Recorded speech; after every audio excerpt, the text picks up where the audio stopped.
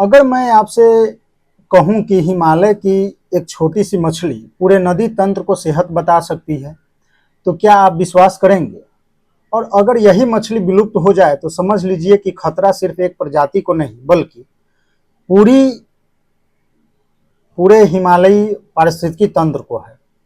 देखिए, प्रकृति कभी चेतावनी नहीं देती, वह केवल संकेत देती है। समझना इंसान का काम है। आज हम जानेंगे कि ऐसी कहानी जहां सरकारें नहीं बल्कि एक जनजाति खुद जो है प्रकृति की प्रहरी बन गई। आज का विषय देखें तो जीएस पेपर थ्योरी, जैव विविधता, पर्यावरण संरक्षण, लुप्त प्रजातियां। तो इस पे हम बात करेंगे कि हिमालय रे फिंड जो फिश है, अरुणाचल प्रदेश के सांगनो कबीले और उसके सामुदायिक संरक्षण मॉडल जो पूरी तरह दुनिया के लिए एक उदाहरण जो है बनता जा रहा है। ठीक है, तो चलिए शुरू करते हैं।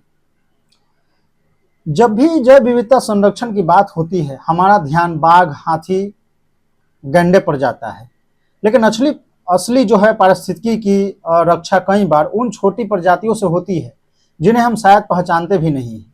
आज की कहानी भी ऐसे ही एक दुर्लभ मछली की है और आर्टिकल जो है ये द हिंदू में छपा था। तो इस पे हम लोग चर्चा करेंगे। अरुणाचल प्रदेश के ईस्ट कामेंग जिले में रहने वाले सांगनो कबीले ने स्वयं इस संकटग्रस्त मछली को बचाने का अभियान शुरू किया। यही है कम्युनिटी लेड कंजर्वेशन का वास्तविक उदाहरण। ठीक है, जब समाज प्रकृति का संरक्षक बन जाता है तब संरक्षण आंदोलन नहीं संस्कृति बन जाती है। इस मछली का वैज्ञानिक नाम साइजोथोरैक्स पेलजामी है। ये जो है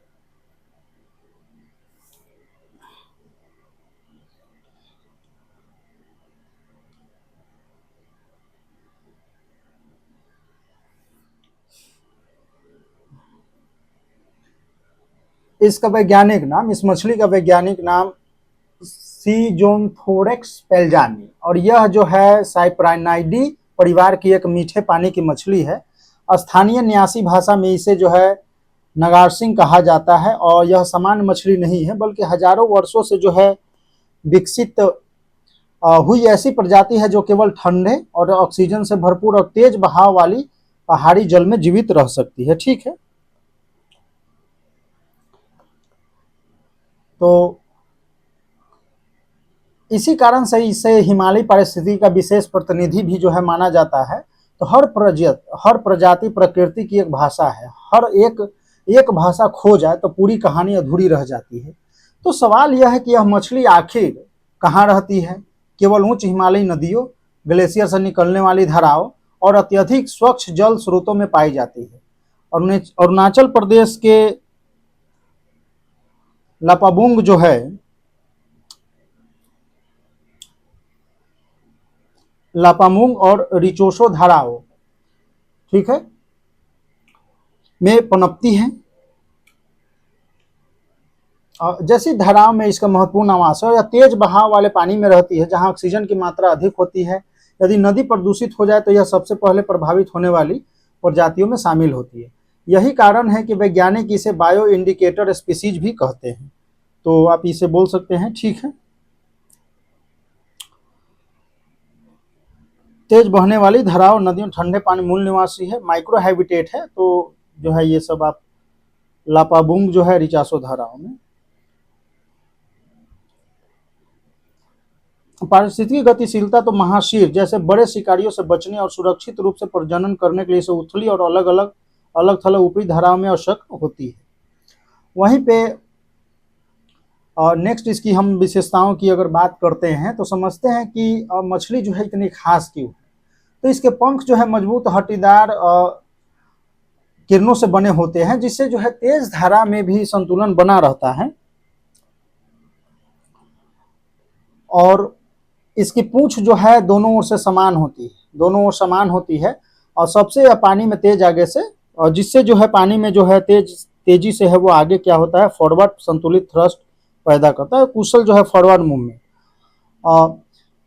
इसका विशेष प्रकार का मुंह है, पत्थरों पर जमे शैवाल और छोटे जीवों को खाने की में मदद करता है और शरीर पर मौजूद जो है ओवरलैपिंग जो स्केल है, ठीक है, तो वो क्या करता है कि ओवरलैपिंग स्केल है जो जल प्रतिरोध को कम करता है, जिससे यह ऊर्जा को बचाते हुए तैर सकता है। ठीक है, तो आप यहाँ बोल सकते हैं कि पत्थर में शैवाल वगैरह ये सब कुछ चूसने और ओवरलैपिंग जो है स्केल्स है तो वाटर प्रतिरोध को कम करती है और मछली जो है ऊर्जा कुशलता तरीके से वो तैर सकती है। तो प्रकृति में हर संरचना के पीछे विज्ञान छिपा होता है। संरक्षण की स्थिति की अगर हम बात करते हैं तो रेड लिस्ट में लुप्त प्राय है श्रेणी में है, और बायो इंडिकेटर्स जो है पानी की गुणवत्ता, तापमान, ऑक्सीजन के स्तर के प्रति बेहद संवेदनशील है, और इनकी उपस्थिति अनुपस्थिति हिमालय नदी स्वास्थ्य और विश्वसनीय जो है संकेतक है। तो आप ये सब बोल सकते हैं। ठीक है,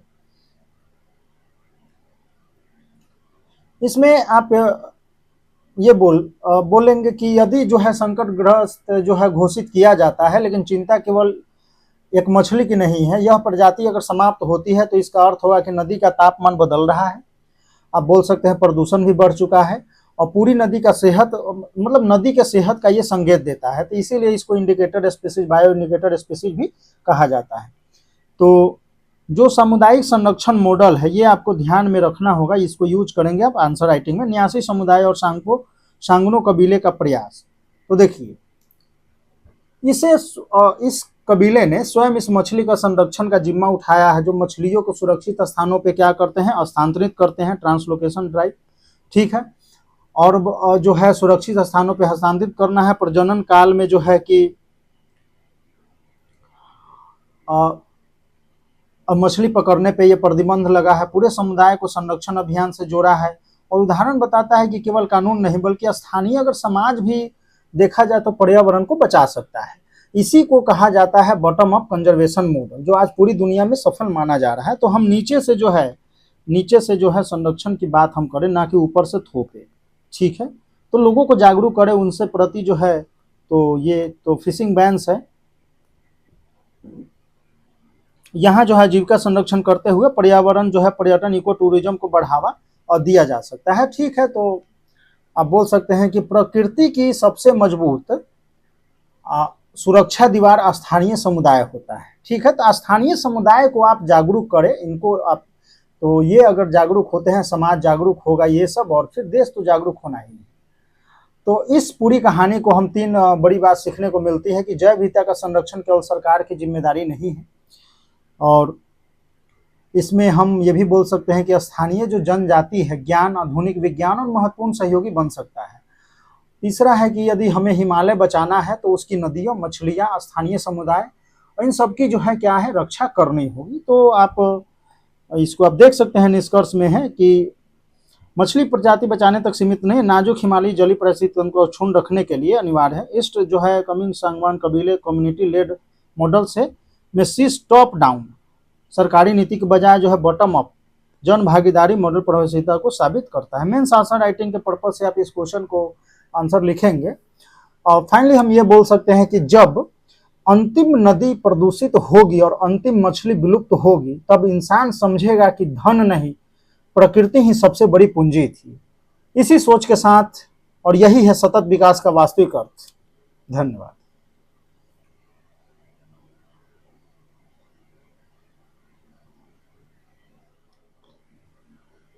अगर आपको ये वीडियो ज्ञानवर्धक लगा हो और तो इसे अपने दोस्तों के साथ अवश्य साझा करें, और ऐसे ही यूपीएससी, पीसीएस और समसामयिकी विषय को गहन और सरल व्याख्या के लिए चैनल को सब्सक्राइब करें। याद रखिए कि करंट अफेयर्स केवल समाचार नहीं बल्कि परीक्षा में उत्तर लिखने की दिशा तय करते हैं। तो आप जैसे यहाँ से कम्युनिटी लेड मॉडल वन्यजीव संरक्षण है, तो इसको आप एड ऑन कर सकते हैं इसके एग्जाम्पल में, या केस स्टडी के फॉर्म में इसको यूज कर सकते हैं।